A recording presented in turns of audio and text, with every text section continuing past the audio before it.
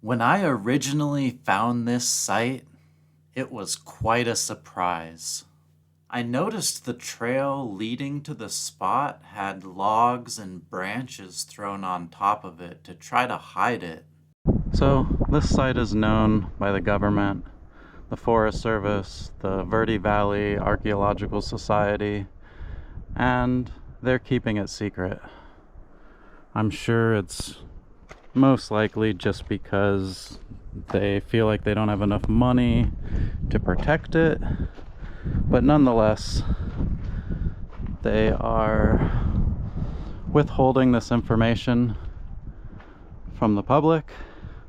I never knew this place existed, even though I've lived close to here my whole life. You would think like we could at least get pictures of it or something, but it's like totally kept secret. And I have a friend who's Native American who told me, I forgot her exact words, but she said that the Forest Service has maps, or a map, of many sites that they keep secret from the public. So you have to wonder, you know, just what they know that they're not sharing with us.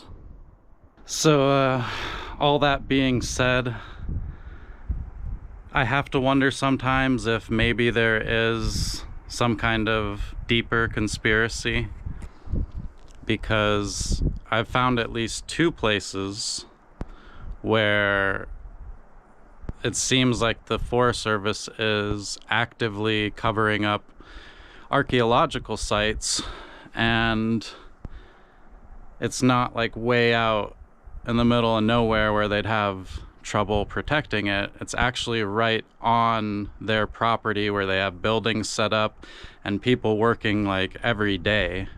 So to me, I have to wonder, why can't we know about those sites when you already have infrastructure, you already have people working there all the time, yet they're still kept secret from us? And like I said, I've lived here my whole life, and that's one of the things that started these adventures, was finding out. I'm not going to say exactly how I found out, but I found out that there are significant, fascinating archaeological sites that are hidden, like right next to the Forest Service buildings, where, you know, it's not easy to get in there if you're just like a regular citizen.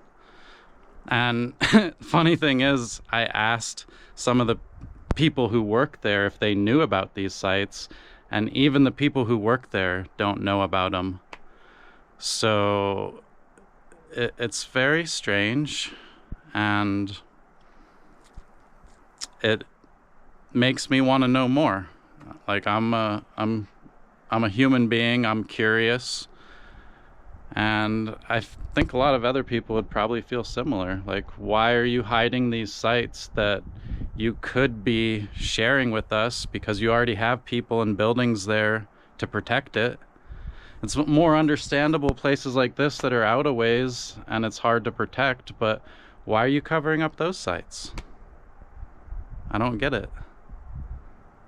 The community, the authorities around here also don't seem to talk much about older indigenous people or older people who are coming through here. They don't even talk about archaic that much, let alone paleo.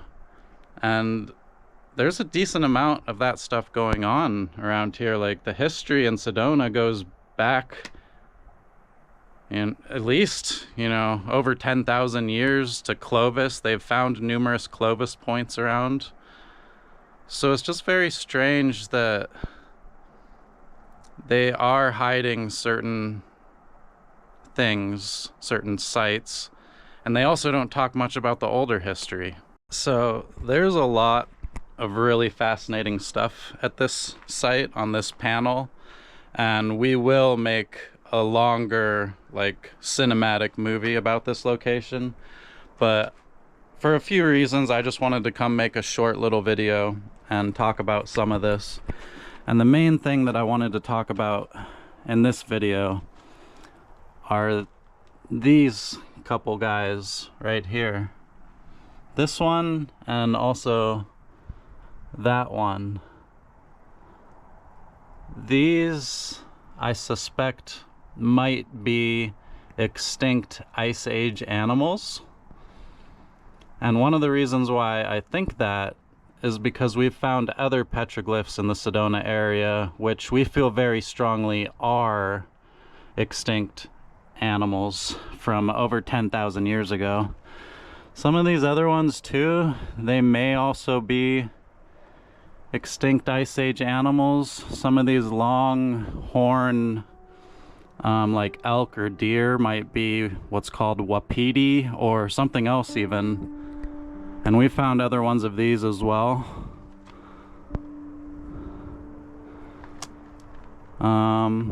This one also almost looks like a little sloth or something, but the sloths back then were giant. I have no idea what a lot of this is. And these ones, these two, are especially fascinating to me. This one almost looks like it has a big long tail that wraps up around its whole body and is like going in front of its head. This one looks similar, but it's different. It almost looks more artistic because I don't see a head on it. There's so many glyphs here, and the way it's carved and lit up by the sun, it's hard to explain, but it almost looks like Egyptian hieroglyphics to me.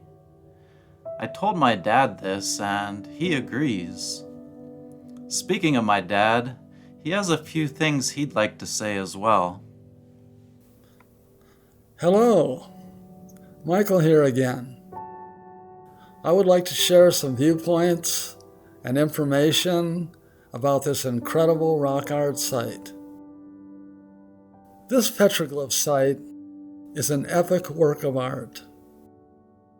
There is an amazing abundance of images, most of which are very distinct in form and quality. In my opinion, this is one of the most impressive and inspirational rock art sites that I know of in the Verde Valley in Sedona. It's located in one of the most sacred areas of Sedona. One of the important characteristics of this historical site is the stone overhang, which protects it from most rain and limits direct sunlight exposure. That being said, this brings us to an unusual aspect, which is a lack of patina, or what is termed desert varnish. Because usually patina is dark and the stone underneath much lighter, so it highlights the images effectively to look quite outstanding. The challenge at this site was to compensate for the lack of highlight by spending more time and effort to peck and carve these images much deeper into the rock surface, which creates a different but beautiful effect. However, the right amount of light is super important in providing optimal viewer appreciation. The results of a 2013 study based on reliable rock art dating methods demonstrates that here in the southwestern U.S., petroglyph traditions began before 11,100 years ago, probably before 12,600 years ago, and potentially in the 14,000 years range. Without testing the antiquity of this site, age is undeterminable, so it could possibly be quite ancient. After looking at the footage closer and thinking about it more, I think the main glyph I was pointing out might actually be a Kawada Mundi. They are very rare up in this area, but I've actually seen one of them myself not too far from that location years ago. They sure are beautiful animals. If anyone has any further input, please feel free to share. My mom also has a couple thoughts that she'd like to share. Good morning. Each one of us is a unique expression of a human being, and each day is a gift that we can use and delight in, that we can share and discover new things. So let's use each day wonderfully, gratefully, joyfully. And to each of you, I am grateful for joining this adventure, for being part of this adventure.